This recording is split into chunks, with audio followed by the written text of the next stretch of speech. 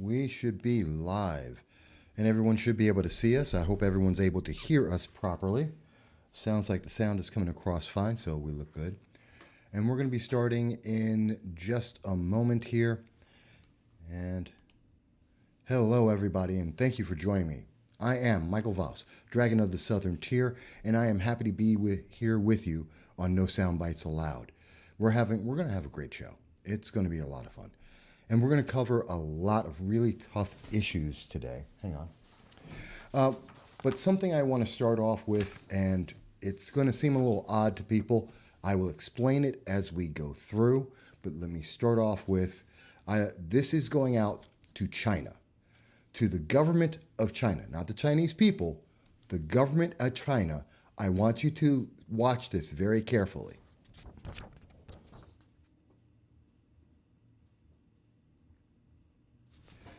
Now, I understand everyone who's going to be seeing this is wondering, Mike, you just put a blank page in front of your face.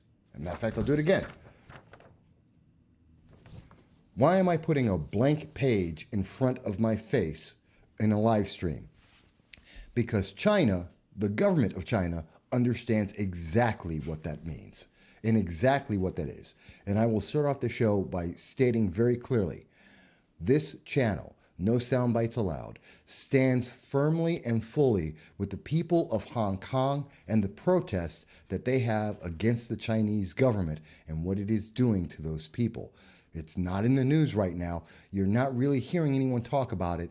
I will be today on this show, and I will explain what the blank page means. And I hope others will take that on. Hashtag white page protest. Hashtag Hong Kong protest. I stand with you. I support you. So I'm going to explain that. It seems a little odd, but it makes sense, and we'll go through. So real quick, what some of the things I want to talk about, and obviously this is a live stream. I'm looking forward to everybody talking with me. You can contact us on the show. The phone number is 607-242-1582. You can reach us on Facebook. You can reach us on Twitter. You can reach us through all of those means, and also on, Twitter's MV Consult. Please, we look forward to hearing from you, and I'll be looking for your messages. So today I want to talk a little bit about New York State. Let me start there. Governor Cuomo. This is really interesting to me, and I know a lot of people may not be clear about this in other parts of the country. So on Friday, July 17th, Governor Cuomo decided to make a new action. And this is something you're going to see probably in many other states following up. Because of a fear of new cases of coronavirus, not new deaths, not new illnesses, new confirmed cases of coronavirus, we're seeing that Governor Cuomo decided unilaterally through his emergency powers that he changed the rules for the entire state. And he demanded that restaurants, bars, should have, anywhere that's serving alcohol, you cannot go in and just have a drink. You have to go in and you have to have food with that drink, which is kind of weird. And here's the article, and this is coming from Syracuse.com. There are others who covered it as well. No more alcohol without food at New York bars and restaurants, according to Governor Cuomo. Now, is there any reason for this? Is there any basis in fact for it? Is there any scientific evidence? Absolutely none. This is just because Governor Cuomo wants to assert his power. He wants to assert fear. He wants people to be afraid. See, if you go into a bar, there is no difference. If I go into a bar and I have a pretzel, which would comply with what Governor Cuomo is asking people and forcing businesses to do. If I'm going to get a pretzel and I have it there, coronavirus is no more or less likely to affect me than anyone else. Whether if I had a beer, it's not going to be more or less likely. I mean, it's kind of funny. And by the way, Lee Spinner says, glad to hear you taking up Hong Kong. Yes, I am. And I will get to that today. I'm going to be covering that. But I want to start, Governor Cuomo, when he's saying this, let's really think about this for a second, because it's important. It is vitally important, and not because of coronavirus. This isn't about coronavirus. It stopped being about coronavirus after we achieved flattening the curve. We did it. That was the goal. We hit the goal. But we continue to have fear about this from our government, even as we watch the number of deaths go lower and lower by day. So it's very important. And I'm not saying that it's not a serious condition. I'm not saying that there aren't people that we have to take care of in our community. We absolutely do. But we don't need to have all the fear behind it. Cole Harrington just mentioned something. I want to make sure he's up here as well. And let me put the chat up so people can see it.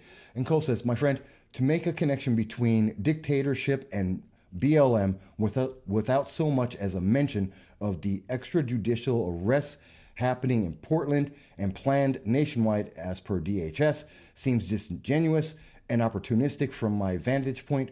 Would love to hear some content about the constitutionality of the federal presence in Oregon, which I'm going to get into. And John Restuccia says, are you going to cover the copyright controversy in the new Trump ad? No, I wasn't planning on talking about that, John, but maybe. And Cole, thank you. By the way, Cole's a great friend of mine. I love all of these people. I love the comments. Cole, I am going to get into that because I think there's a bunch of issues going on here. But follow where I'm coming from as we start here. And I'm going to get to that. And please don't let me forget because I want to try and cover a lot of information. But the only difference with Cuomo and food is that he wants that. And that's a detriment to a lot of businesses. This is going to put certain businesses out of business because of the feelings of Governor Cuomo and his political leanings and his reinforcement of he has power and can just do what he wants. Because coronavirus, we keep seeing coronavirus seems to be attributed, we're seeing people attribute all kinds of human traits to coronavirus. If you go to a protest, well, that's okay. You can have thousands of people together and coronavirus is not going to affect them and it doesn't change anything. It doesn't cause more coronavirus cases to be found. But if you go to a bar or you go to a church, you do. That makes no sense. But what it does make sense is that we're seeing Governor Cuomo do the same thing that we saw happen just a few years ago in 2010, September of 2010. Most people may not remember this, that there was the no salt, no sugar edict that came out of Michael Bloomberg when he was mayor of New York City. And it was the same thing. He didn't like it, so he asserted his power and said, no one else can do it. It's about power. And it's really scary, and we need to call this out for what it is. When we see government officials, and yes, I'm picking on Governor Cuomo because he's a Democrat, but also because he's my governor, and we see other governors like Governor Whitmer and Governor Newsom out of California are doing the same thing.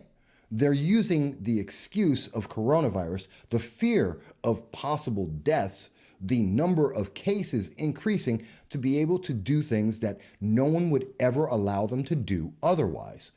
Because if Governor Cuomo just said, you can't go to a bar unless you comply with something I like, I don't know, that you have to wear blue jeans and a yellow shirt, everyone would go, you can't say that. You can't do that. But he can say, you know what, you have to have a meal in a bar or a restaurant, otherwise you can't go there. It's the same restriction of your freedom. Because the virus doesn't care whether you're having a meal or whether you're having a beer or a wine. It makes no difference. So the reality is he's not making people safer. He is making people less free. And that is a dangerous trend. And we've seen this before under Michael Bloomberg, the same man who believes that you should be shot to death rather than be able to have a firearm to defend yourself in Texas. He said that. I covered it. It's national news. That's a terrifying trend. So let me go a little bit further. And stay with me here, folks. And like I said, we've seen this covered, that New York City enforces the rule of salt in the courts, and that's just taking away your freedom. So that has to connect into the counties. And we're seeing that all of this is taking away people's livelihood. We're seeing that in June 25th. We've seen the report that came out of Spectrum News talking about sales revenues throughout the state of New York, and you can see this in every state across the country, but in New York State in particular, 40% for Erie County, that's down. Sales taxes are down. Onondaga County, down 43%. Broome County, I believe, is down 33%. These are incredible numbers. It's getting worse. We're looking at, according to the AP, up to 4 million people may be laid off.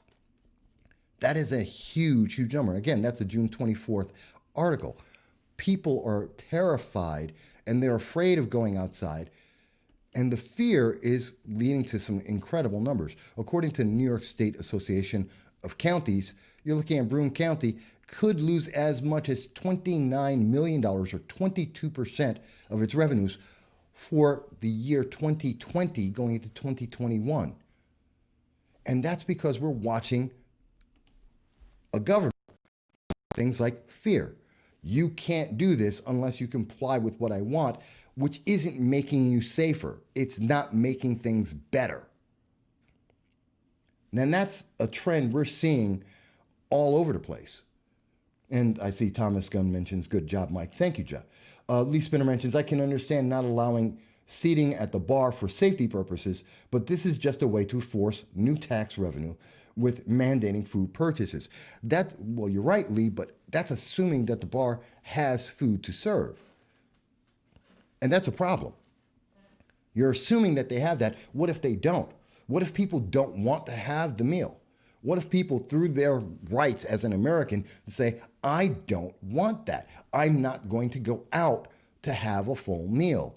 I don't want it. And so they don't go out. And that bar has less business. And they go out of business. And now there's no taxes coming from the business. There's no taxes coming from the employees. You have more people who are not working.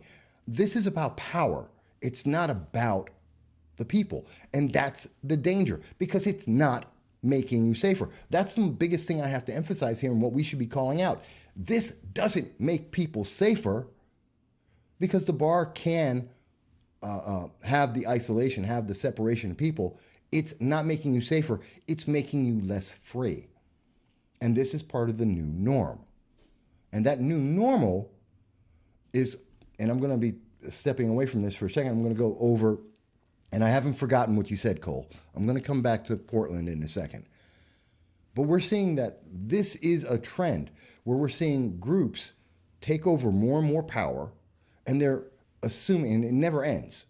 We were supposed to, in the case of COVID, we were supposed to flatten the curve. And if we flatten the curve, then everyone would be okay. It's not that we were going to stop people from dying. We couldn't. We can't. It's a disease. Excuse me, it's a virus. You can't stop it. Even if there's vaccinations, you can't guarantee it's going to stop. That's why the flu still exists. That's why mumps, measles, tuberculosis, these things exist around the world. They don't go away, but we can reduce them. And we can take steps to protect people of high risk, but they're not going away. But we're seeing more and more power. And this is something we're seeing consistently in many, many groups. You've been hearing everything about Black Lives Matters. We know that they've had the autonomous zone in Seattle. We know they've attempted to do that in Asheville, North Carolina. We've seen them try and do that in Washington, D.C. We saw that with deadly results. It's been attempted in Atlanta, which wound up killing an 8-year-old child. And now we see across the nation, sheriff after sheriff, county after county are going out there. They're painting Black Lives Matter signs. They're capitulating. They're talking about defunding the police, which is something that has resulted in, 200% in New York State, in New York City alone, 200% increase in the number of shootings and deaths by shootings. We're seeing violent rampages going throughout the nation. And as that's happening, Black Lives Matter is asking for more. We're seeing that movement, this vogue idea that we must capitulate, that you must submit or you are racist, has now gone in, and now we see black power naps. Yeah, it's a real thing. Black power naps. This was reported in Teen Vogue. This is what our kids are learning. They have learned from people like Governor Cuomo, like Governor Whitmer, like Governor Newsom, that you keep going forward. You keep taking more power and you start restricting more for the people in an attempt to get more gain for yourself. So the black power naps, I want to get into this a little bit.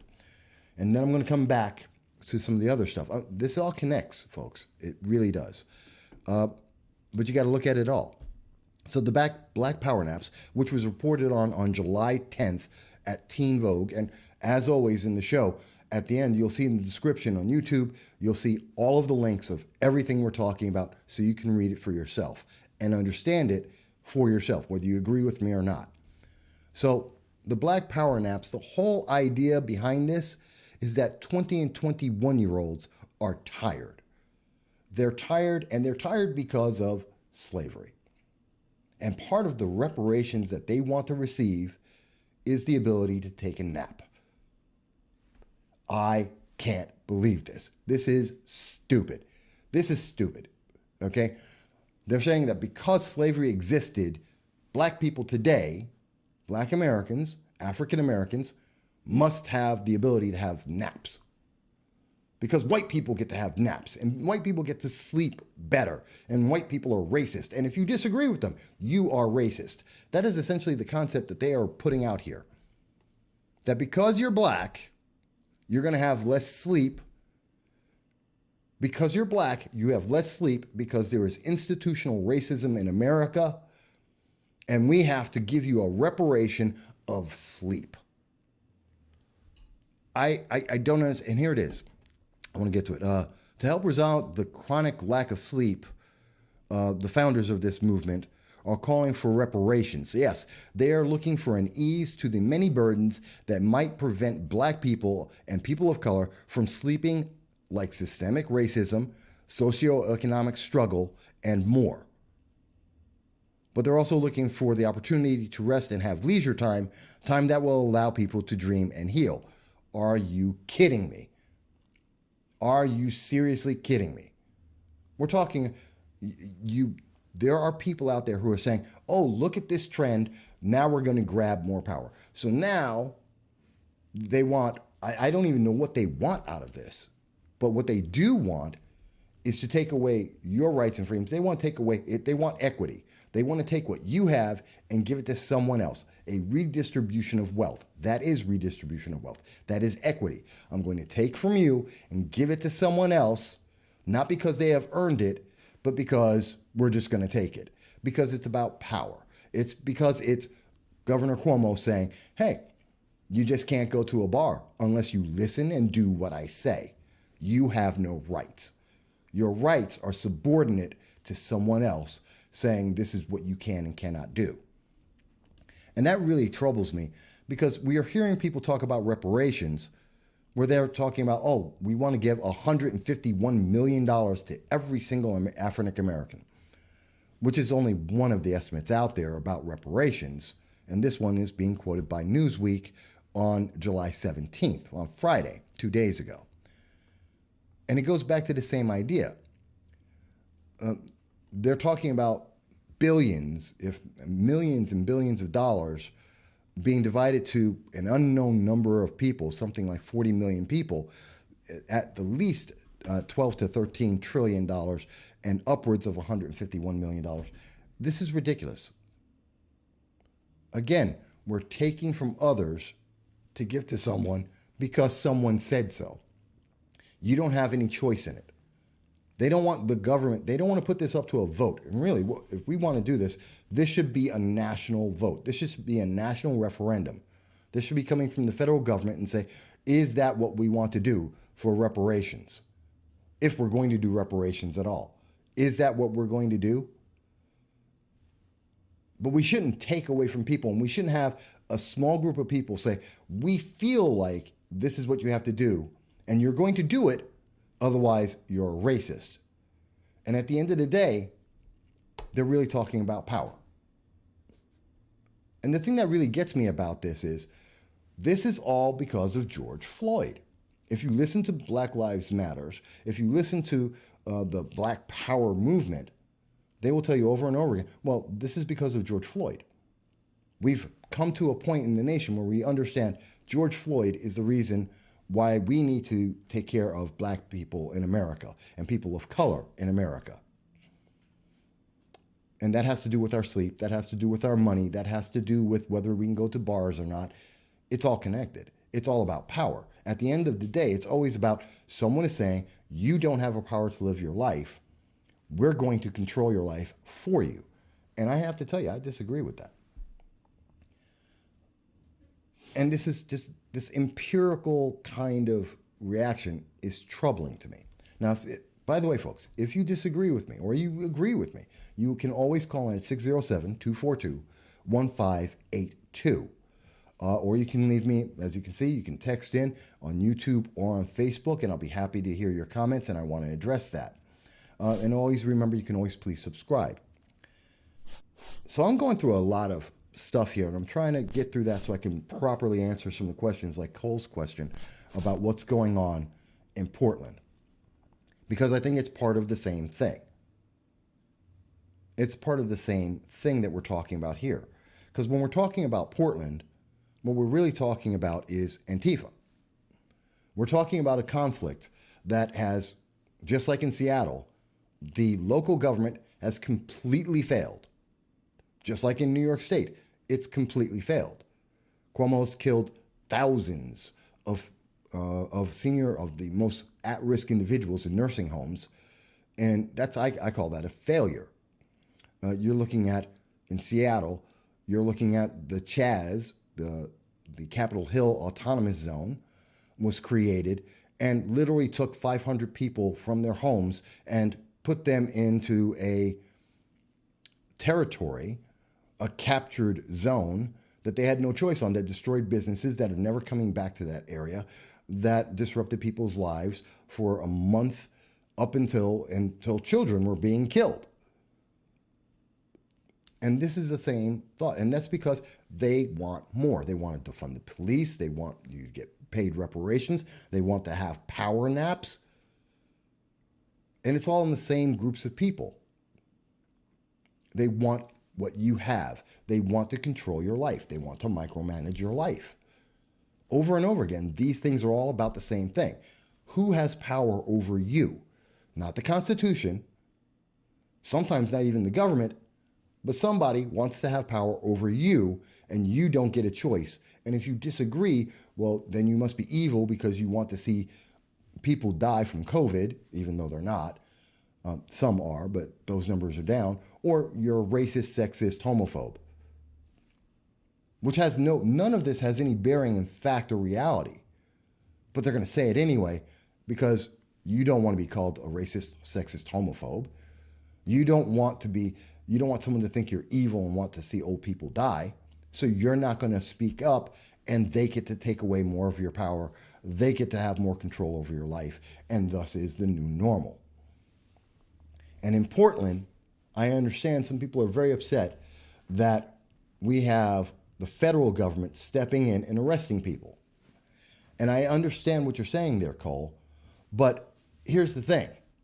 One, the city government has completely failed in protecting the people. The number one purpose of government, and the reason why we have governments, no matter what type of form of government it is to protect the people. Now, when we see governors and mayors fail, and when they take the side of those who are breaking the law, Antifa is breaking the law. What was it, 52 riots in a night that are going on in Portland right now? The autonomous zone in Seattle, where they took over territory, they burned down buildings, they burned down a fire station, a police station, they trapped people in their homes. You know what that's called? Treason, which is a federal crime.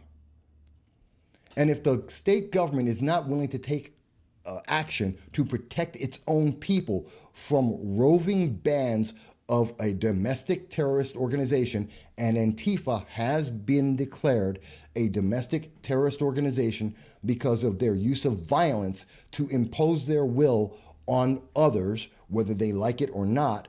And we have seen lots of video of that over years and years. Then yes, the federal government does have a right to step in to protect the people from a domestic terrorist or a terrorist organization that also engages in treason, assuming that these people are American citizens.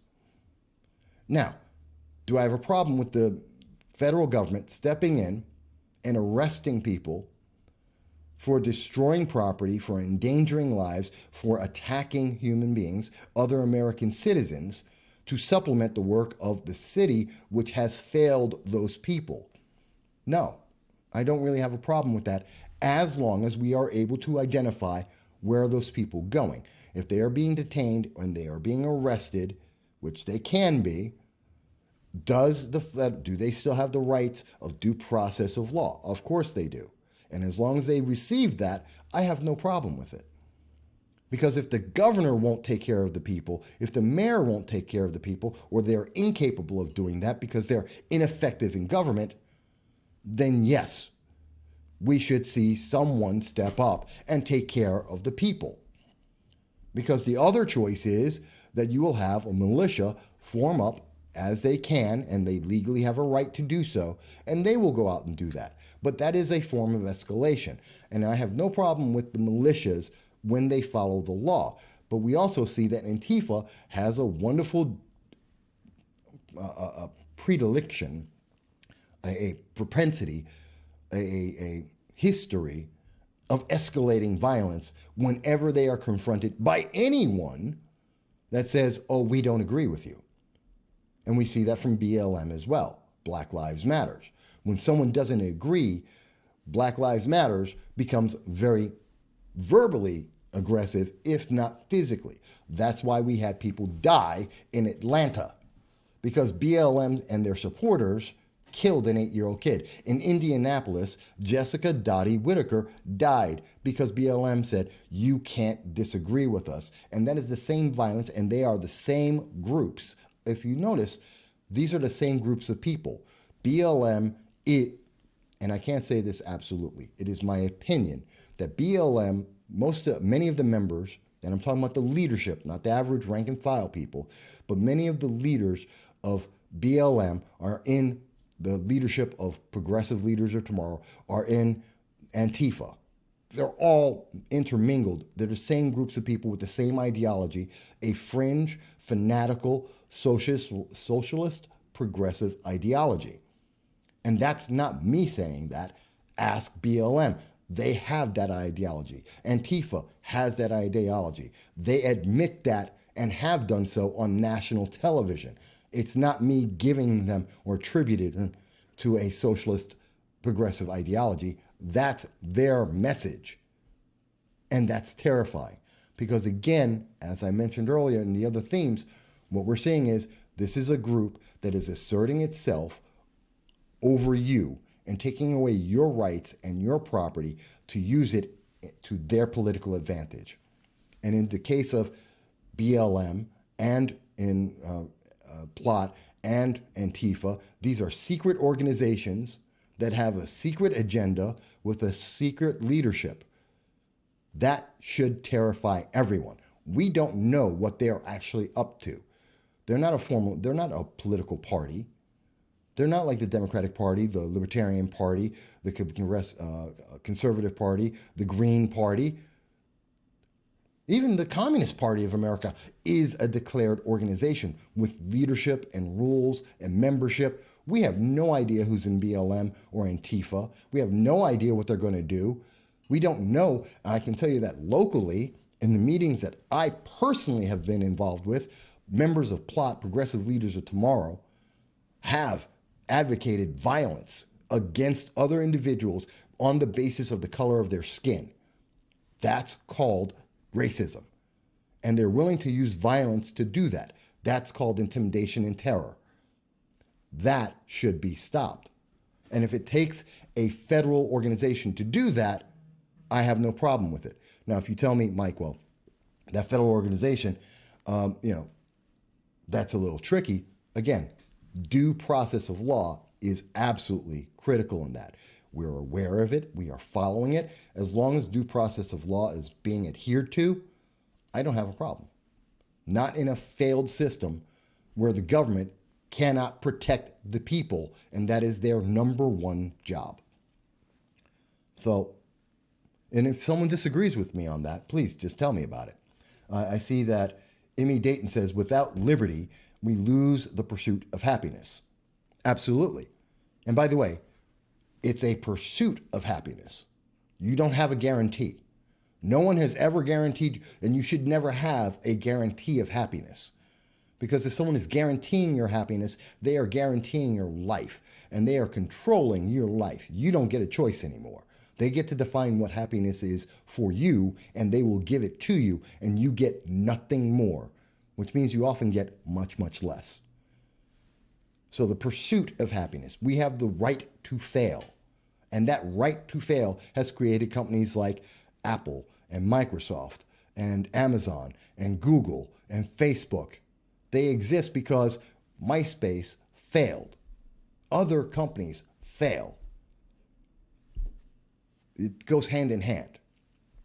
But we see, and we are seeing, a consistent trend here, a trend that is being taught to the children. Again, I go back to this message out of Teen Vogue. That's targeting teenagers. And they are telling the kids that are reading that magazine that if you are black, you are owed reparations. You are owed the ability or the requirement to be able to sleep. And I don't even know how the rest is supposed to be. How do you even make that possible for someone to, how do you know if I'm sleeping enough or well enough?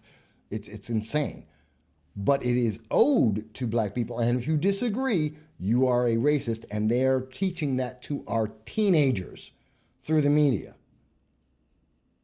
And the only people that are able to give you this sleep that you are owed, this rest you are owed, these reparations that you are owed, is some radical organization that believes in socialist or life, not democratic life, not even a democratic republic. They believe in having control and dictating, oh, you want to sleep? You deserve to have more sleep. You're a person of color. You can sleep for 12 hours. Oh, you're a white person. You get to sleep 6 hours. If they're controlling how you sleep, how much you can sleep, I mean, how much more personal does it get than that? I mean, we have people in government right now who are deciding that when and where you must eat. We have people who have decided that what you can use in terms of seasoning and foods. We have people who are deciding how much money you have to pay other people. And we have people who are trying to decide how much sleep you deserve to have. What kind of crazy control over our lives are we giving up for this new normal to a bunch of individuals who are making these decisions, in some cases, like under Governor Cuomo, absolutely at the whim on any given day, and changing the rules and changing the system, even though we see, coronavirus has been down. Oh, I was supposed to be showing that. Okay. When we see coronavirus is down. This is crazy. And we have to recognize it for what it is. And if you disagree with me, that's okay. That's part of our freedom of speech. You have a right to disagree. And you have the right to type in here and say, maybe Mike, you just don't get it. You're missing this. Yes, black people should be able to sleep 12 hours and white people should only be able to sleep for 6 hours, even though I think that's inherently racist. If you believe that, fantastic. Please explain to me why. Please tell me how that's going to help anyone. How is that going to advance our country as a unified place? How is that going to bring people together? Because I can tell you that takes people apart. That's separating people. That's identifying people and separating them by class, by skin color. It is racist, as well as many other ists and isms. And it is divisive. It is not a benefit to our nation.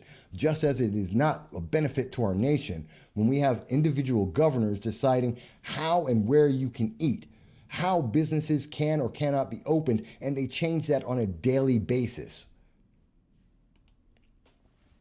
And they do that because they put out fear. Like we see here on July 17th, reported by the Los Angeles local CBS station, that a Claremont 13-year-old died after experiencing COVID-19 symptoms. This is important. This is very important. This is the fear I'm talking about. Do you see that headline? I will read it again. Claremont 13-year-old dies after experiencing COVID-19 symptoms. Hang on a second. It is in the 1, 2, 3, 4, 5. In the 6th paragraph, buried in the middle of this story, they have one sentence, two sentences that are absolutely critical. On July 9th, Max's mother took him to get tested for COVID-19. That test came back negative. Claremont 13-year-old dies after experiencing COVID-19 symptoms. That is putting a fear in you about COVID-19 and the youth who are massively unaffected by this. And not to say that we shouldn't have concerns and care, but they are massively not affected by this, and they massively do not die from this. But they want to tell you that a 13-year-old died from COVID. That's the message on this headline, even though they factually know that the test came back negative and they did not die from COVID. That's terrifying. Now, you can tell me, Mike, well, we should be very concerned about this and we should be taking precautions about COVID-19, and I will tell you I agree. But I also want you to understand that if we are overreacting, if we are acting out of nothing but fear, if we are letting governments and the media and selected secret groups control our country because we are told to be afraid, then we all lose. Especially when they're telling us that the fear that they are trying to instill in us is not true. The test came back negative. The kid didn't have COVID-19. If you're telling me that he died from COVID-19, you don't know. That's the very same thing. The symptoms of COVID-19 are almost exactly the same symptoms as having the flu, as having a cold. He could be having tuberculosis. They're all very similar in their symptoms. So to say that it's COVID-19 when it could be the flu, it could be tuberculosis, it could be a cold, it could have been a dozen things, then you are doing your job. You're instilling fear to be able to provide someone with more power to rule over the people without their choice and without denying them their rights. And that's something we all need to come out and speak against. Because I think that's a very important message. And you may disagree with me. And John mentions that he still uses MySpace. So see, maybe I'm wrong. I don't think I am, but maybe I am. So let me put this all together, what we've been talking about. By the way, again, you can call in at 607-242-1582. This is a conversation with you. There's a bunch of stories that I want you to hear about because no one is talking about them across the nation. But please, if you want to, if there is a Democrat or a conservative or a progressive out there who wants to call in and say, Mike, you're a racist, and I disagree with you and let me explain why, go right ahead. If you believe that I'm wrong about some of the things, or my perspective is incorrect, or I'm missing information, please share it with me. I want to hear that. I'm a human being. I can't get everything right. None of us do. If you have information I don't have, please let me know about it. If you see something that I'm misunderstanding, please do. If you think that what's happening in Portland isn't because of the laws being broken and the anarchy that's being created by Antifa, and you think that the federal government is more at fault, then please tell me that. But I don't believe that's the case. But that's me. But we need to talk about this as a nation. We need people to speak up and say this. And I'm more than willing to have someone tell me that they think I'm a racist, sexist, homophobe, which is untrue. But if they want to call me that because they don't want to deal with the issues, then that means I'm doing my job, because we have to talk about the issues. We don't just bow to people and give up our rights and our freedoms. Because when we do that, when we give up our rights, when we give up our freedoms, well, let me show you what happens. This is from the BBC on Twitter. And this was from July 19th, today, at 5:39 a.m. So most people have not seen this. And most people in America don't follow the BBC. But this is very important, because a reporter over in the BBC in England asked the Chinese ambassador to the UK to explain critical footage. And I want you to see this. I want you to hear this. Please bear with me on this. Follow me.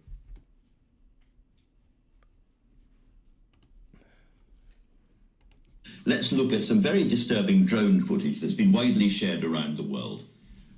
This is almost certainly over northern China, over Xinjiang. Can you tell us what is happening here?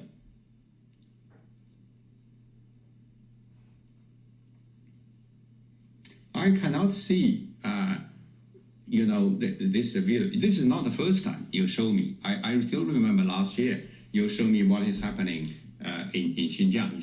Exactly. But let me tell you this.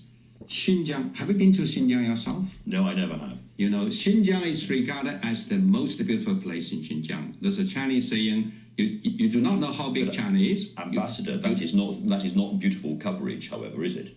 Xinjiang, that is exactly what I'm going to tell you. Since 1990, Xinjiang has completely changed because there's thousands of terrorist attacks.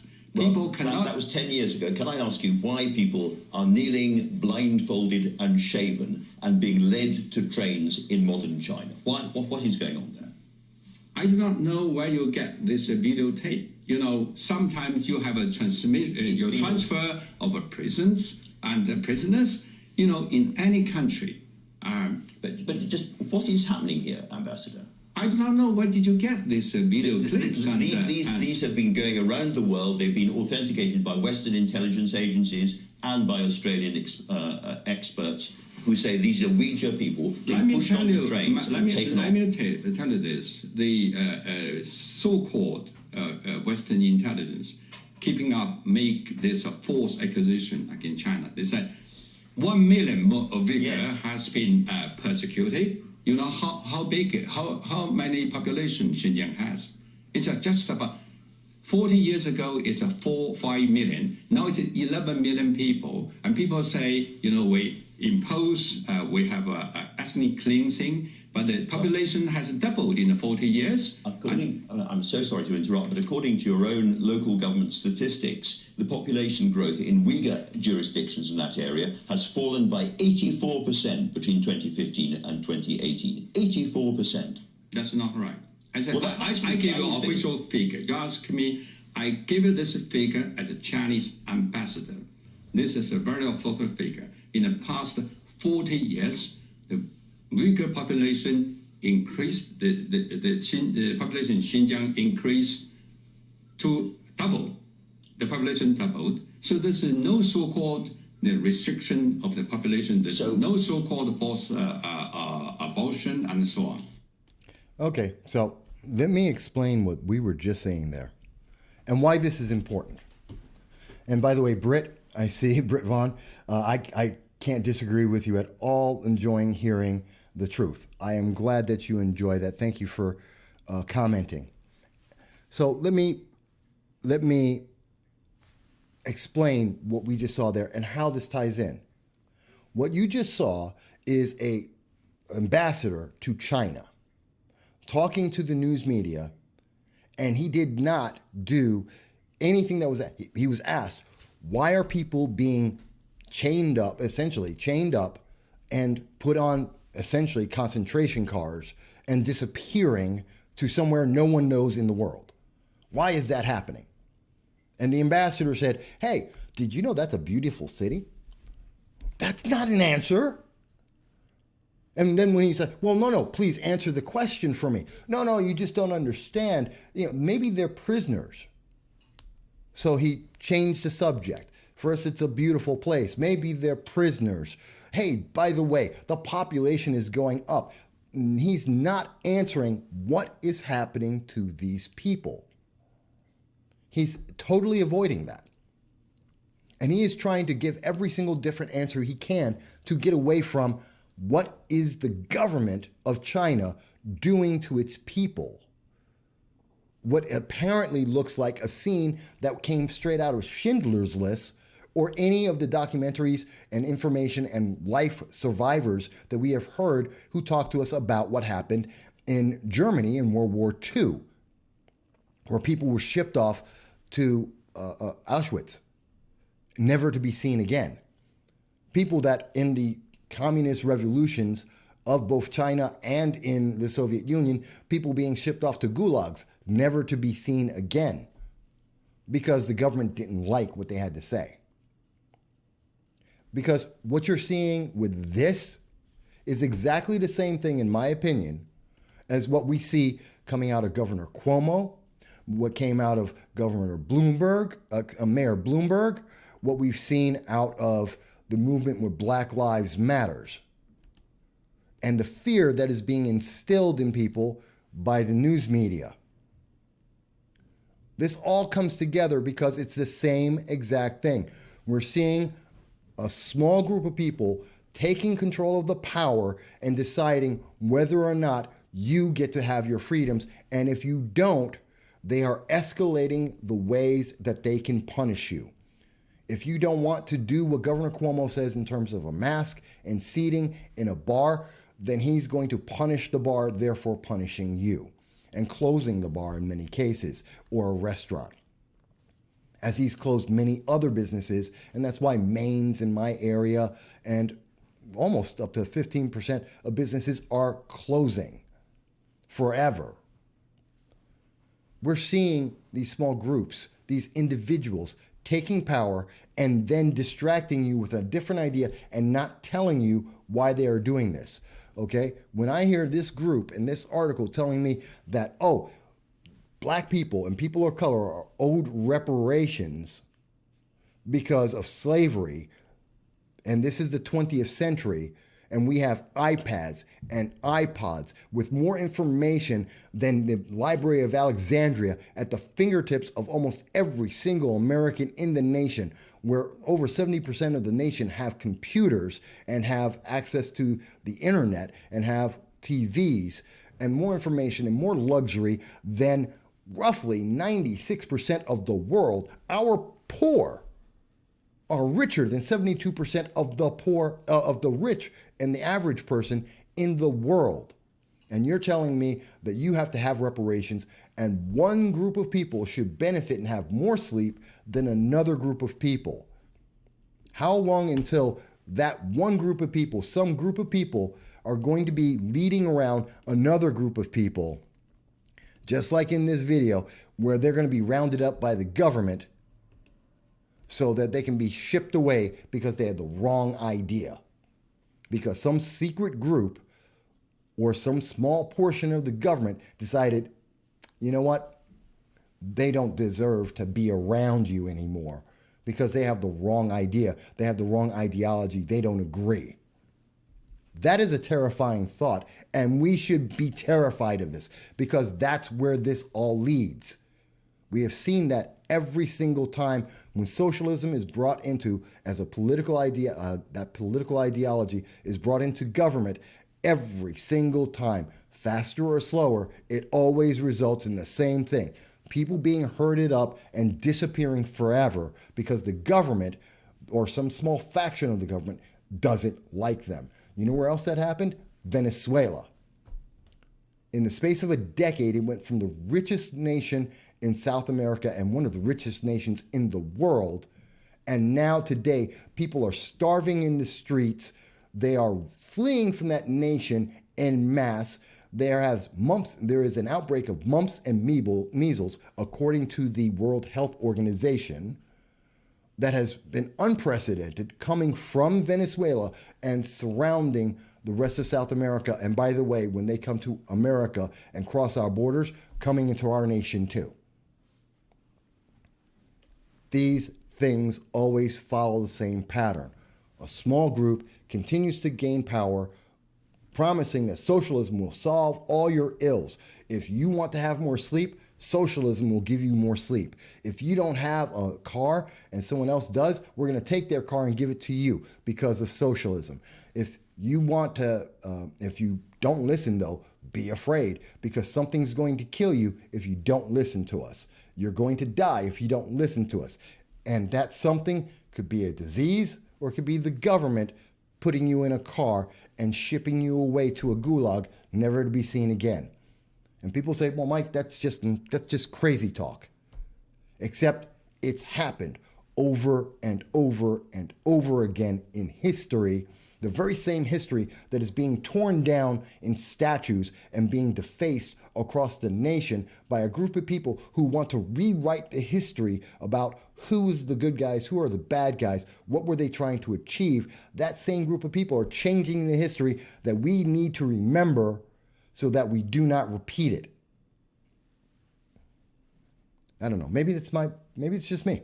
Maybe I just have a crazy idea here. But let me explain how that ties into this. And again, if you're wondering what's going on, why am I putting up a blank piece of paper? I started the show putting up a blank piece of paper. I'm here now putting up a blank piece of paper. What is going on with the blank piece of paper? Well, believe it or not, the second I put up that blank piece of paper, the entire nation of China was denied the ability to watch this video that you've just seen. The entire nation of China, the government of China, is going to block me and deny me the ability to have this show go out because I put up a piece of blank paper. Because in China, according to the LA Times and several other organizations, and this is an article from July 10th of 2020, the article is The New Hong Kong, Disappearing Books, Illegal Words, and Arrests Over Blank White Paper. Can you imagine that? Can you imagine that? Let me show you that a little clearer. Disappearing books, kind of like what we have right now, where Antifa has been suggesting that we have to ban. Remember, Tarantino's movies were banned. Gone with the Wind was removed. We have books and movies that have been removed because they're racially insensitive. Disappearing. We have illegal words. You can't say things like, all lives matters. That's a killing offense in America. Blue lives matter. White lives matter. Those are racist terms. They're illegal. You can't say that. And arrests over blank pieces of paper. This is where it leads to.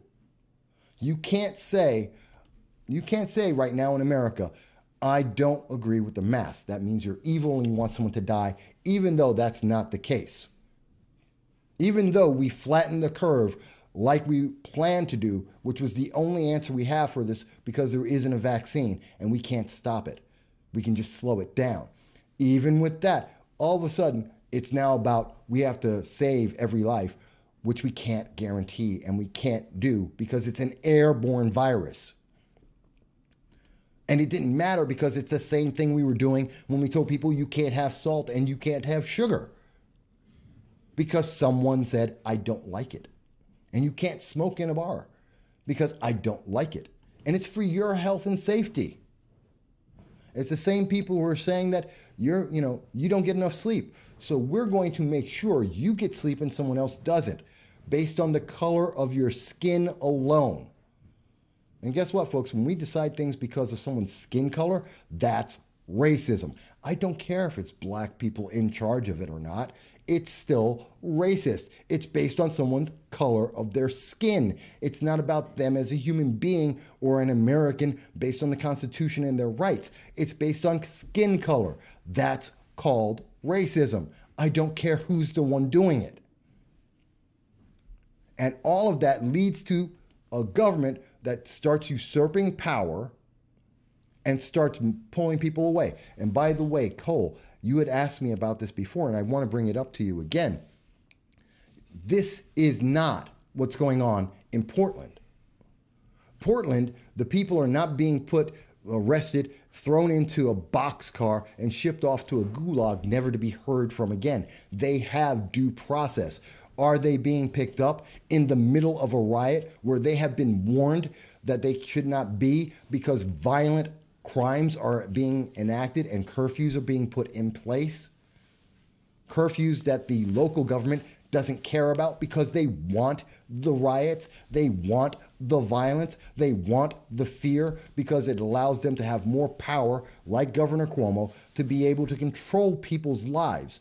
And if this federal government is stepping in and saying, I will arrest you for this because that is you're breaking the law, and the number one purpose of government is to protect the people, then that's what they're supposed to do. And you still have the right to go to court, to sue people, to get due process. You're not getting that in China. So in China, where they also don't believe in having media, books, history, art are edited, even though words are illegal, like All Lives Matter and Blue Lives Matter, and Hong Kong protests are illegal. So someone decided that they noticed, and I'm quoting from the article here, suddenly words and even imagined intent behind them have become crimes. How does that sound like anything in America? Maybe when someone says, like Jessica Dottie Whitaker, all lives matters. And the imagined intent behind that is, well, that must be racist and evil. And so the BLM supporters shot her to death, a 24-year-old mother, because they imagined the intent behind her words were evil, therefore it was okay for them to kill her. That's the terrifying thing we're seeing in America, and that's what happens in China. This is where BLM leads us. And so in this country, one of the first people, the first blank paper protester on July 1st was a young woman. She told the reporters that she did this because she remembered a joke about the former Soviet Union. And it goes that an officer once arrested a person handing out flyers on Red Square, only to find out that the flyers were blank. Undeterred, the officer shouted, "You don't think I know what you wanted to write?" And she goes, "I suddenly wanted to see whether that seemingly absurd joke had become a reality." Guess what? It is a reality. And right now, the police in Hong Kong, the government of China, is willing to arrest you and block videos like this one just because I'm going to do it one more time. Just because I go like this. Hang on, folks. We got a call. Hello, this is Michael, and you're listening. You're speaking on No Soundbites Allowed. You are live. Who is this? Hey, Mike, it's Jason from Bennington. How you doing? Hey, Jason. Folks, this is a often caller, and you can call in too. And Jason's calling into the show. He is not Jason Garnard, the county executive of New York, of Binghamton, or Broome County. Jason, what's going on? Well, I'm just I was listening to the entire program and just wanted to kind of call in on some points here, and like always, I kind of like write down a little stuff. So hopefully I'm not too scatterbrained all over the place here. But it's all right. Trust me, I'm doing. There's no script here. Yeah. I just know the stories I want to bring up, but there is no agenda. Go ahead. Yeah. Oh, I got that. I just was trying to piece together kind of. Well, the thing is most of the conversations you have all tying together in some way, and so it's almost like when I'm starting to write down here, it's just like everything kind of links. But the first thing I wanted to start with was just kind of with as far as these radical, as far as like the progressive leaders of tomorrow and citizens actions and Black Lives Matter, and just fact is that the question, I mean, I know you said that we don't know really what their intent is or what they're doing, and I've been really kind of trying to hone exactly what their process is and what their procedures are, and then how they're actually implementing their overall agenda. And when you look at all of these groups, and you look at their Facebook profiles, and then also the follow do posting and stuff, and you kind of look at a bigger picture, there's a few things that really does tie them all together. And the one thing is at the top of the list is they all hate capitalism, and they want to get rid of capitalism. Yes. And so that's an undeniable. The other thing is that all of them state that they embrace intersectionality. Yes. And I know I probably sound like a broken record, because every time I call in, I actually just say, look at, they believe in intersectionality, they believe in this hierarchy. But the thing is that intersectionality, again, is just their way of justifying racism and bigotry.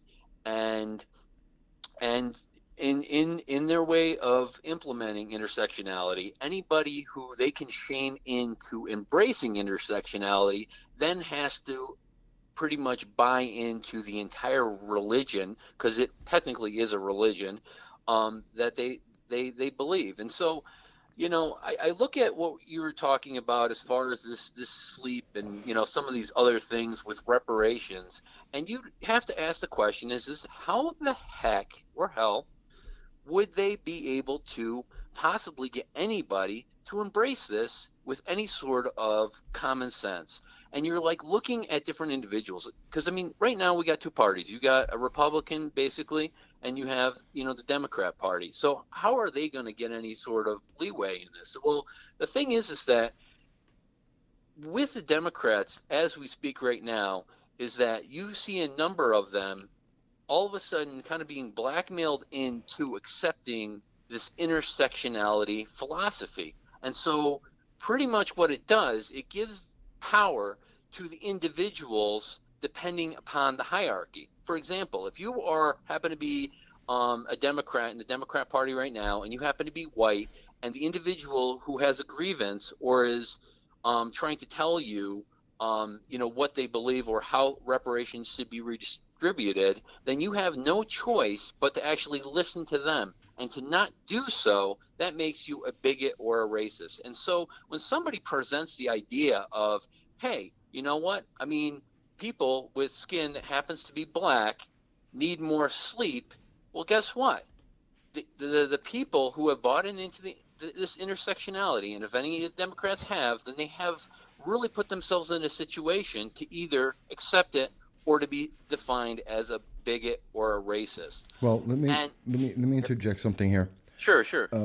Because intersectionality is exactly what I'm talking in many ways when we're seeing what's going on with Governor Cuomo and his random edicts that he's putting out on people. When we're seeing the ever escalating demands from groups like Black Lives Matter and Antifa and progressive leaders of tomorrow. This is about putting one group of people over another group of people. That is racist. Yes, they call it intersectionality. It's also racist. Yes. Because that's the core of it. And it goes so far as, and I will use this example, and many people have seen me talk about this before. Some people know I'm running for county legislature. It's a race. I don't usually bring it up in this program because that's kind of separate. But I want to bring it up for this reason. There are members of BLM who have publicly come out and said that they're against old white men being in government. My opponent, Bob Wessler, is a man of my same age. We're both older men. He's white, and he happens to be gay. And guess what?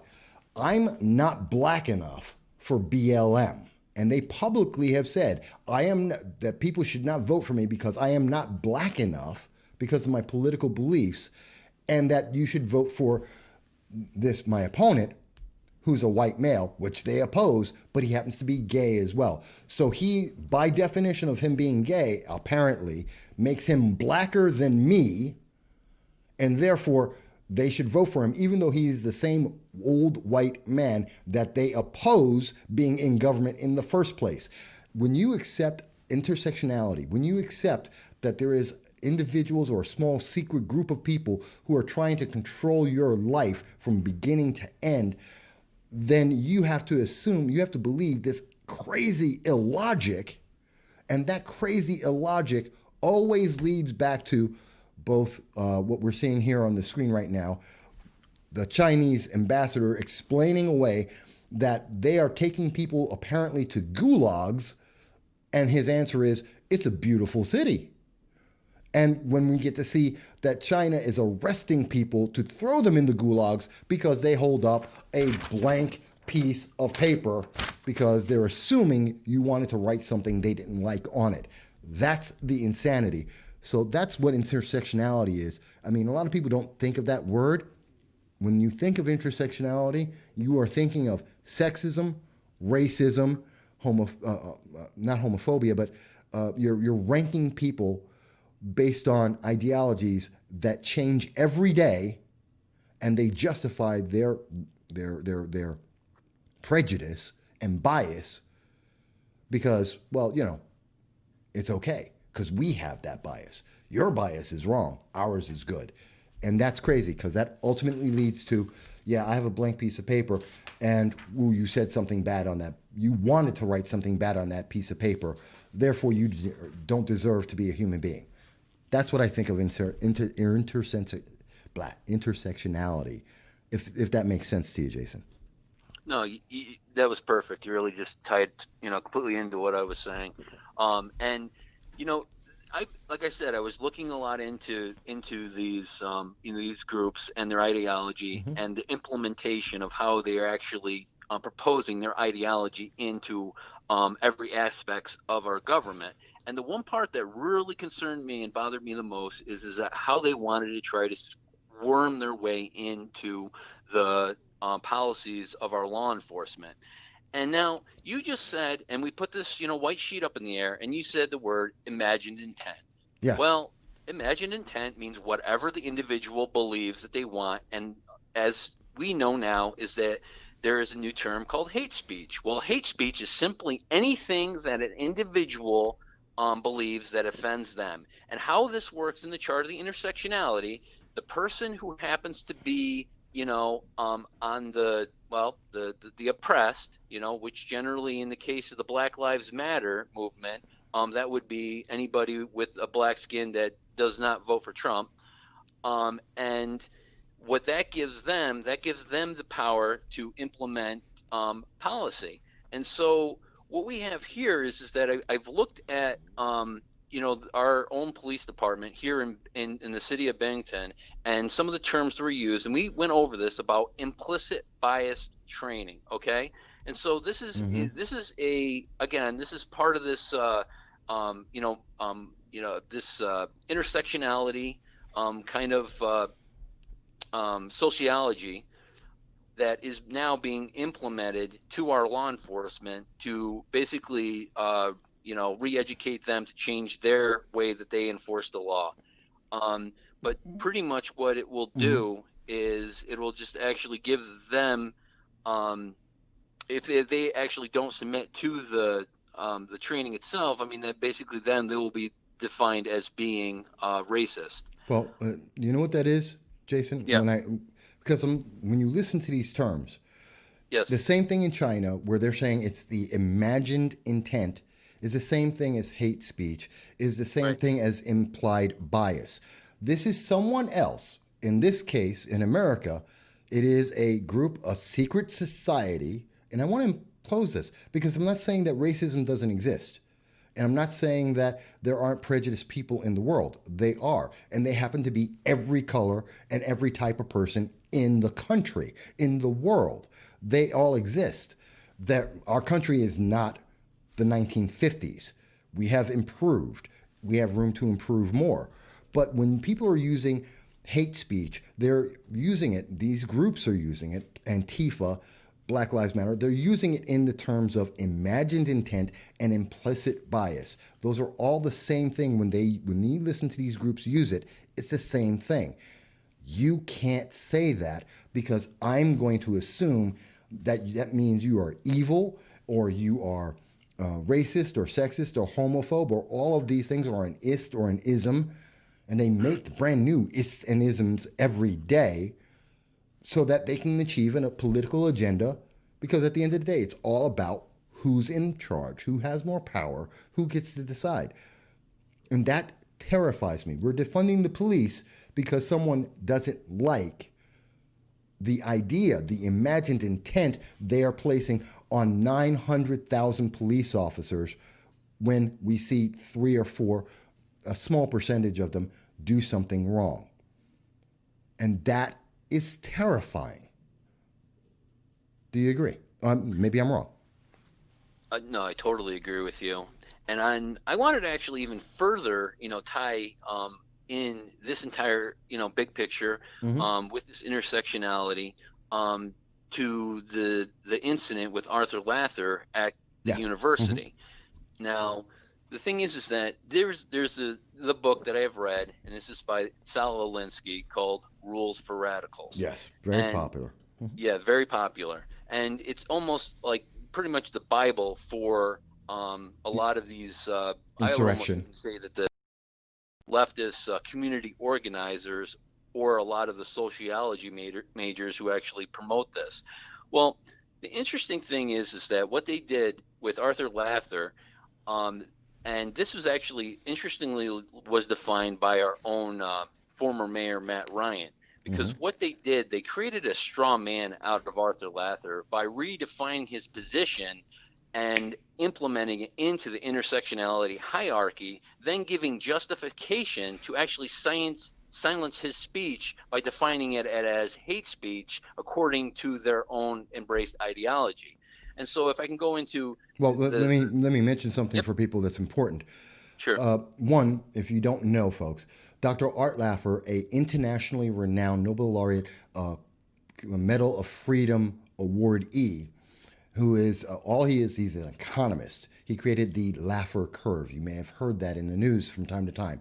He was going to come to Binghamton University. Progressive leaders of tomorrow shut down the speech. He literally said all of, "Thank you for allowing me to be here," and they shut down everything else he said after that, because he is white, he is an economist, he's worked with many presidents of all parties, and they shut him down because he's evil. I actually did an interview this year in January with Dr. Art Laffer. I did on a show, a podcast, people can look it up. I spent about an hour and a half with him going over exactly what he was going to speak about at Binghamton University. And guess what? It was all about economics. It had nothing to do with anyone's race or politics whatsoever. It was all about economics, which, if you're not into economics, it's, I suppose, pretty boring. But that's it. And they imagined his intent of what he was going to say. And when he actually got the chance to say it, it was all about economics. It had nothing to do with race. It had nothing to do with politics. It had nothing to do with anything that they were talking about. That's sad. So I just want people to know that. Go on. Yeah, no, you tied it in. And let me just say this now, is that, again, this goes back to the rules of radicals. And so the thing is that, again, what happened with Arthur Lather, he was, they created a straw man out of him, and redefined his position.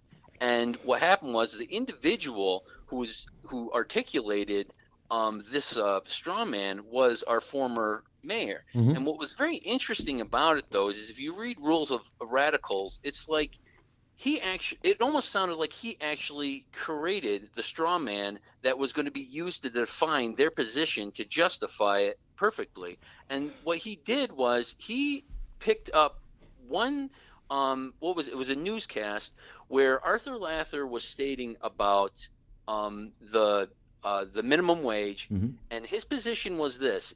I mean, he took a position where minimum wage, he saw, is it kind of crushed an opportunity for young African American males or black men or any individuals of color, that they would not have the same opportunity with minimum wage to actually work their way up the economic chain. Well, the thing is that this was reinterpreted and told to these individuals that were protesting in a way that said that Arthur Lather does not want black teenage men to make minimum wage. And then he says, because he said that, he's a racist, that's hate speech, and he should not be allowed to speak. You know what's really sad about that? That's exactly what happened. And that's sad because actually, you know who came up, one of the groups that said that? And this is documented, by the way. I believe it was in February of 2016 or February of 2017, the CBO, the Congressional Budget Office, was asked by Congress to figure out what would happen if we increase the federal minimum wage. And their answer is, if you increase it to $10 an hour, $9 an hour, it would cause 500,000 people to be out of work permanently. If you increase it to $15 an hour, it's 1.5 million people would lose their jobs. And according to the CBO, in addition, the cost of all goods that people are using would increase, so it would disproportionately hurt the poor and make them more poor than if you didn't increase it. This is the CBO, which has no partisanship whatsoever. This is from the government, and the economists who have all looked into this say the same thing. Increasing minimum wage artificially, as much as Democrats have said, if progressives have requested, to a living wage, which Anthony Brindisi supports, of $22 an hour, would actually cause 2 million people, most of them people of color, and those who are poor, more importantly, mostly people who are poor, would lose jobs and become even more poor because it doesn't work. So when you say, and they like to twist these things and go, well, here's part of it. It's because it's going to affect black people. No, it's going to affect everyone who's poor, and it's going to make them more poor. And if you actually look at the research, I've done it. The CBO, as I said, defined this themselves, and they were asked to look into this. The numbers are very, very clear. But again, it's that imagined intent, which they turn into a hate crime, which they then turn into implicit bias. It's a microaggression, and therefore it justifies them having more power and you having less rights. And that is terrifying. That is terrifying to me. I do want to see if anyone else wants to jump on, but I love the points that you're bringing up. And I always love it when you talk. I just have one more thing to actually tie in to this. Now, another thing is that the individuals who are going to be, training this implicit bias training, and I've looked up some of the different thoughts and teachings that they'll actually teach. And there's another thing called critical race theory. And the thing that one of the theories that comes up in this is they literally do not want conservative voices to be told to these individuals who are learning this information, because what they simply say is that once somebody like you, Mike, goes and talks to individuals who have only been taught critical race theory or these sociology majors that are giving on campuses such as our local Binghamton University, guess what? All of a sudden, the house of cards falls, and they realize that it's a complete and total fraud. Well, that's why they're terrified of, and again, I don't bring it up often in this program, but yeah, that's why I'm running for an elected office. And that's why, we've had members of Plot, actually one of the leaders of Plot, and we've had members of BLM say, I'm not black enough. They've used racial slurs to attack me. They're trying to scare people away from even finding out who I am. And quite honestly, folks, if you don't want to vote for me, that's fine. If you have a reason, you don't agree with my economic policies, you don't agree with the way I'm trying to help veterans, the way that I'm trying to protect our police and protect our communities and improve that, don't vote for me. That's fine. I'm not going to tell you should vote for someone you don't believe in. But don't not vote for someone because someone else said that person's racist. That's not a reason. If you don't know that and you haven't checked it out, that's not a reason. But that's what they like to do. They want to put fear in people and tell you, you can't because this person is an ist or an ism, and you have to hate them because they are evil because we said so. All that's doing is taking away your power and your freedom and giving it to them. And people shouldn't do that, especially, in my opinion, when you have a secret organization that you don't know who's in it and you don't know what their agenda is. That's my thoughts on that. Yeah, let me just say one thing too, is that you purposely defined the position of the left when it came to their policies and how it was going to pretty much bankrupt, and how every policy has been, detrimental to individuals of people of color or anybody actually who is poor. Mm-hmm. And this is by design the intent, because the thing is like I said, is that every single one of these radicals, when you say, we know exactly what they want. They wanted to destroy capitalism. And so what they want then is to make the life as most miserable as possible and implement policies that will basically drive a revolution and a revolt to get this country to collapse. It seems like it. It does seem exactly like that. And I can't speak for the left. I mean, again, I'm quoting what they have said publicly. I am quoting what their ideology is stating based on what they have out in the public right now. And plus the one meeting that I've been at where I listened to them personally directly say this to my face in a crowd. So these are terrifying things. And I'm glad that you're bringing it up. And it's good that we're hearing this. So I thank you for that, Jason, because it's important. And again, if people don't agree with us, and Jason, I'm going to let you go just in case anyone else wants to call in. But I thank you always for your support and checking out the show, okay? Yeah, thank you very much. Bye. Yeah, bye. And maybe, folks, and I want to speak directly to the Democrats out there, because being a Democrat is not the same thing as being a progressive or a socialist. They're not the same.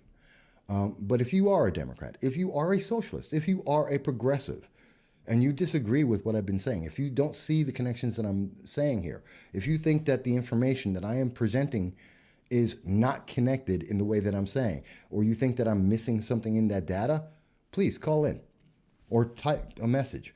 I want to hear your voice. I will not shut you out. That is not what the program does. Anyone can speak. Everyone should speak. And you don't have to agree. That's one of the great things. It's like a line right out of, if you've seen The Matrix Reloaded. Matrix Reloaded. When Captain Mifune is talking to, Lawrence Fishburne's character. What did he say? He said, not everyone believes what you believe. And the answer from Lawrence Fishburne, Morpheus, was they don't have to. Guess what? You don't have to believe what I believe. You don't have to. You're not required. I know that a lot of people are being told and being forced to believe you have to believe this, otherwise you're evil, like Governor Cuomo. If you don't agree with him, then you must want people to die. I know that you may hear things like, if you don't believe that blacks should have more sleep and whites should have less sleep, you're a racist, or maybe you're a homophobe, or maybe you're sexist. This is what they say. You know what? I don't agree with that. If you don't agree with me, just say so. If you think I'm wrong, tell me. Explain to me why I'm wrong. Let me learn. Let's have that conversation, which is what's not happening in America right now. We're not having a conversation. I'm not going to call you a racist because you disagree with me. I'm not going to say you're evil because you disagree with me. I am not going to do what China is going to do, that if you have a blank piece of paper, I'm not going to say you have some evil intent, some implied thought. I'm not going to be there saying you don't think I know what you wanted to write. I'm not going to do that. I'm going to listen to you, and I want to hear you, because we need to have this conversation, because we're going into a very scary place, and I think it's very obvious. And by the way, I just wanted to also bring this up before the show ends. We got a little more time. I find it interesting that the same people who are saying, "Oh, you can't vandalize, you can't put paint on Black Lives Matters, you can't disagree." I don't agree with pouring the paint on there. That is vandalism. That's a crime, and yeah, they should be charged with that. But it's also a political statement. It's a statement that says, "I don't agree." What we should be hearing is, why don't you agree? We shouldn't hear the media demonize them for this and say, well, they must be evil, racist people, even if they're black. What they should say is, why do you disagree? What is it about that secret organization? Because Black Lives Matters is a secret organization. Why is it you disagree with them? What is it that they represent that upsets you? Because guess what? They have a lot of people who they upset because people don't necessarily agree with defunding the police. People don't assume, I think the average American does not assume that there is an imagined intent behind every word that is said. I don't think most Americans would say you must be racist and evil just because you disagree. Like if you say all lives matter, I don't think most people in America would assume that that means you must be a racist. I understand very clearly that people that are on the fringe, the socialists out there, want you to believe that that person has to be racist, because if they're not, then that destroys their entire ideology. It can't work unless someone has to, the people on the other side have to be evil. And by the way, this applies to Republicans too. No Republican should be out there saying, well, the other guys are evil. I'm not telling you that plot is evil. I'm telling you that I don't agree with them, and I think that they have a dangerous ideology. And I think that ideology damages and destroys America and takes away our freedom and rights. That doesn't mean the people are evil. If, like Cole, who had messaged earlier, and I hope Cole is still watching the show, when Cole brings up that, he's concerned about what's going on in Portland, and the police officers, the federal officers there, who are defending and protecting the people when the city is not, he disagrees with me. And you know what? Thank you, Cole, for disagreeing with me. That's okay. It's a good thing. How do we make sure that our government's not going too far? Because people will disagree. And they will come up and say, well, we have to make sure that due process is there. And you know what? I'm watching that for the due process. And as long as people are getting due process, I believe it's all right. But we have to watch that and make sure our government doesn't go too far. I don't want it to go too far to the right or to the left. And I am on the right. And I am a conservative and a Republican. And I'm very happy to say that publicly. I am proud of being a Republican. I think the Republican Party has done great things for this nation, and it has. But that doesn't mean that I'm not going to pay attention and watch them and say, hey, don't go too far, and call out bad members of the Republican Party just as I would Democrats. And I have, and I will in the future. But we have to get away from this idea that we can't call out people and say, I don't agree, or I think that's too far, or that's dangerous, because what it means at the end of the day is less freedom and more control by government or some secret organization. We have to speak up about that. And we have to not be afraid of being able to do that. Jason from Bing mentions, embracing racism and bigotry is evil. I agree with that. That I do agree with. Absolutely. When we allow racism to be everything, it's racist to not be able to sleep.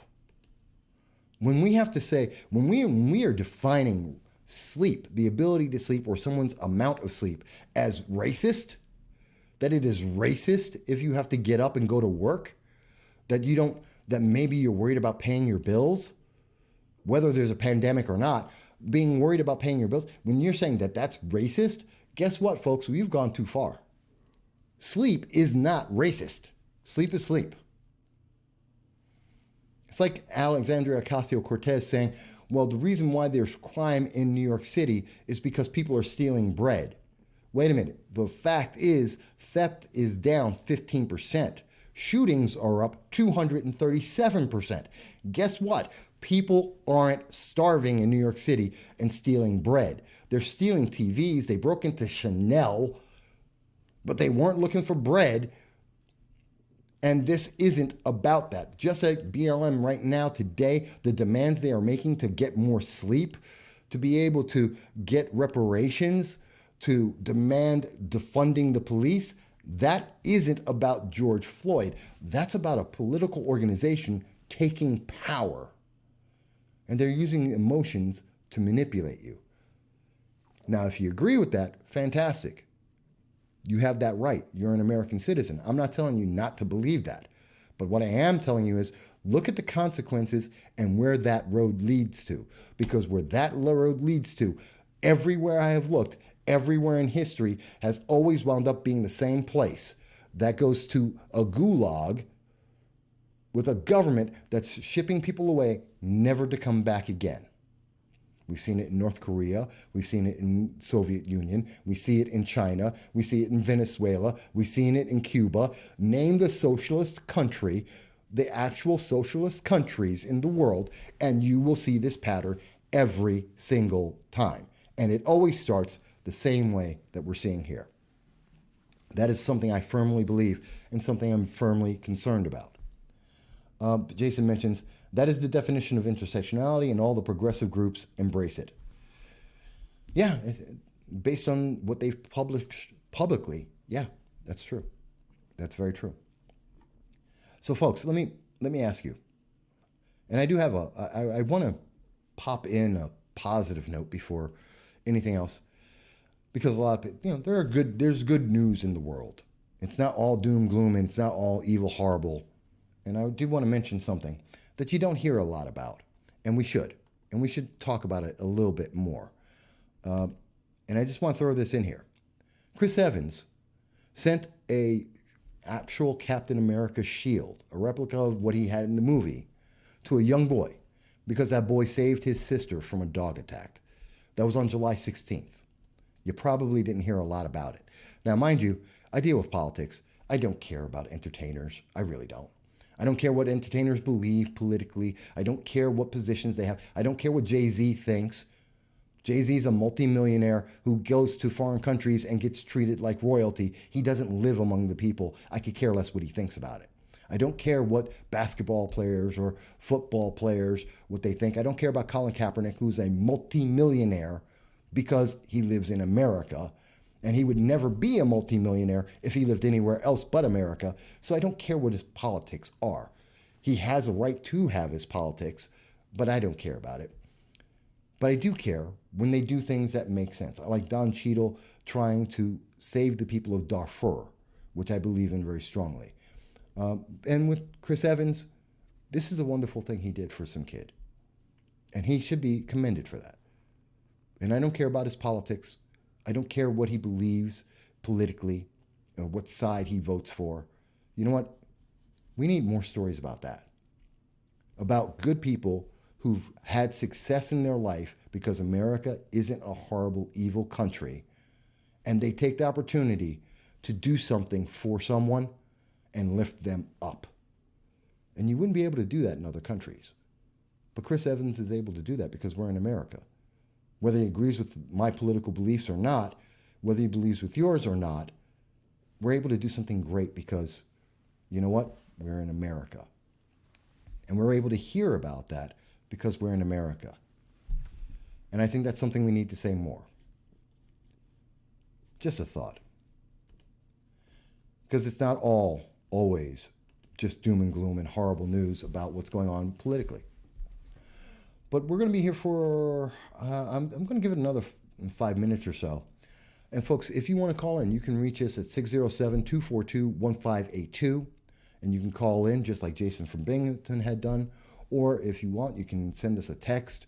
You can reach us at also on Facebook at Voss Political Commentary and leave a note for us on Facebook. Or you can go on to the YouTube at No Soundbites Allowed, and you can leave us a comment there, and I'm happy to read that off. And I thank you for the comments, whether you agree or disagree, or if there's something you think I'm missing, or something you would like to hear me speak about. It's a conversation. We're talking with each other. By the way, one of my cameras is probably going to drop in a second, so if I suddenly disappear from the screen, I'm just going to switch cameras, just so you know. But I want to hear from you guys. You know, and every week I always ask for a progressive, I ask for socialists to call in and explain. I want to hear from Plot. I want to hear from Black Lives Matters. I want them to explain to me how America's so evil that tens of millions of people are coming to this nation every year. You know, here's a neat fact. Every year, on average, about 4,000 people, roughly, 4,000 people give up their American citizenship to go to live somewhere else in the world. Every year, roughly the line is about 5 million people. Legal immigration is about 5 million people deep every year of people trying to come into America. If we were such an evil, racist, sadistic nation as some people, specifically Antifa and those of that mentality, seem to think it is, why would people from Africa, from the Middle East, from India, from all these third world, second world nations, these oppressed peoples of the world that they don't really talk about, why are they all trying to come to America? Because if it's so oppressive and so horrible that they want to come here and become Americans, I think our oppression that they're talking about, that BLM talks about, that Antifa talks about, can't be that bad because the rest of the world is that bad. Jason goes on to say, I wish a progressive would call and define intersectionality as they see it. Well, I think I've been very clear and very accurate in the way that intersectionality is defined. You know, I'm not trying to mischaracterize it. This is how it is characterized. I think I've been very accurate about it. These are the ideals and ideology that they have put out publicly. So I think one of the reasons why they don't call is I'm not wrong in telling you what their beliefs are. They're communist socialist organizations. They want to destroy America. They don't believe you should have the rights that you have. And someone is more important than you. And you don't get to have the rights that the Constitution gives you because they don't like it. They want more power. And I don't think there's an argument. But I would love to hear them. And I'd love to hear them to explain to me why, someone who's black deserves to have more power or more benefits than someone who's white. And at the same time, if you're black and you don't agree with them, how is it that you stop being black? When people disagree with you, how do they stop being the very same skin color you're trying to promote? And if they say, what did they say? You have to believe black people, you have to believe women. Tara Reid. Remember, it was under Kavanaugh. You have to believe all women. Senator Hirono out of Hawaii said that. You have to believe all women. Point blank. You can't question them. You have to believe all women. Except when Tara Reid said that there was a sexual assault from Joe Biden against her, well, then you don't have to believe her. Wait a minute. How do you do this? I don't understand the intersectionality. I'm not black enough, but I'm black. And you have to vote for people who are black according to Black Lives Matters and Antifa. You have to believe all women, except when you don't. I don't understand this. What are these rules? They make it up every day. And at the end of the day, it's all about, well, you have to give them more power and you have to have less rights. That's terrifying to me. I don't know. That's the way I come to understand it. It's just terrifying. Folks, this has been a great show. By the way, I am sweating to death. I'm under lights right now, and I can't put on my fans or air conditioner because it's indoors and it would make too much noise. It is hot. So I'm a little bit tired. But at the end of the day, I love this nation. And I want to see it be better. I think we can always improve it. I think we can improve the police. We don't have to get rid of them. We can improve America. We don't have to get rid of each other. We don't have to get rid of the Constitution or our government to make it better.